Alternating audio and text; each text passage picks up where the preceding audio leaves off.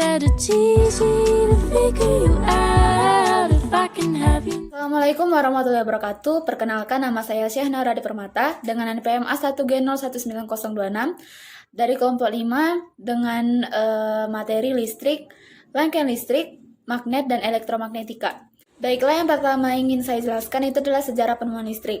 Nah, sejarah penemuan listrik pertama kali diteliti oleh Thales of Miletus yang memperhatikan fenomena benda fosil yang digosokkan dapat menarik benda secara ajaib.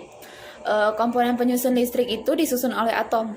Nah, atom itu terdiri dari inti atom dan elektron.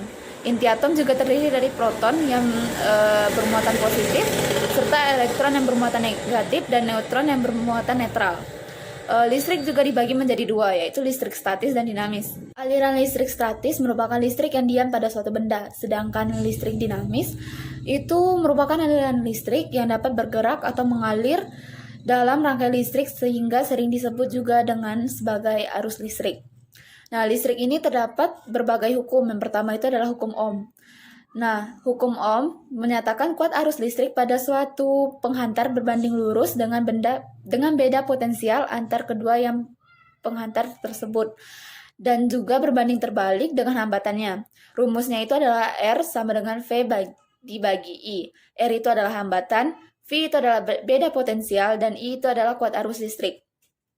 Nah, selanjutnya itu adalah hukum Kirchhoff. Nah, hukum Kirchhoff ini dibagi menjadi dua, yaitu hukum Kirchhoff 1 dan hukum Kirchhoff 2.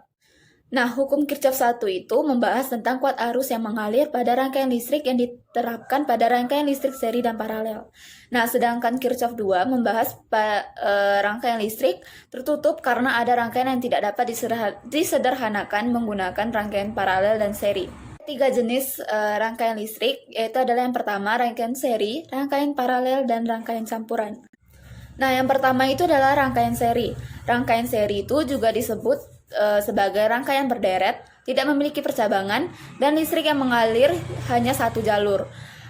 Sedangkan rangkaian paralel disusun secara berjajar atau bercabang, memiliki lebih dari satu jalur arus sehingga membentuk percabangan. Nah, sedangkan yang ketiga itu adalah rangkaian campuran, yang merupakan rangkaian mencampurkan antara seri dan paralel. Itulah tadi penjelasan tentang listrik. Lalu yang selanjutnya itu adalah magnet. Magnet dapat diartikan sebagai benda yang memiliki gejala dan sifat yang dapat mempengaruhi bahan tertentu di sekitarnya. Magnet juga memiliki dua macam, yaitu magnet alam dan buatan. Magnet alam dapat ditemukan pada bebatuan yang mengandung unsur magnet di alam, sedangkan magnet buatan merupakan magnet yang sengaja dibuat oleh manusia. Cara membuat magnet dengan dua cara. Yang pertama itu adalah digosok, dan yang kedua diinduksikan dengan arus listrik mengalir pada suatu penghantar. Pengaplikasian magnet dalam teori kemagnetan adalah hukum Lorentz. Gaya Lorentz merupakan gaya yang ditimbulkan oleh listrik yang bergerak atau oleh arus listrik yang berada dalam suatu medan magnet. Magnet juga memiliki manfaat dalam kehidupan sehari-hari. Yang pertama itu adalah untuk menarik benda lain, sebagai pembangkit tenaga listrik, penunjuk arah, dan lain sebagainya. Nah, lalu yang ketiga itu adalah elektromagnetik. Induksi elektromagnetik adalah timbulnya arus listrik karena adanya perubahan flux magnetik. Konsep industri elektromagnetik ada pada generator dan transformator. Generator adalah alat yang digunakan untuk menghasilkan energi listrik, sedangkan transformator adalah alat yang digunakan untuk merubah tegangan listrik. Sekian penjelasan materi dari saya. Jika terdapat salah-salah kata, saya mohon maaf. Kepada Allah, saya mohon ampun. Terima kasih. Wassalamualaikum warahmatullahi wabarakatuh. Is what I'm about. Do I want you or do I want the commitment?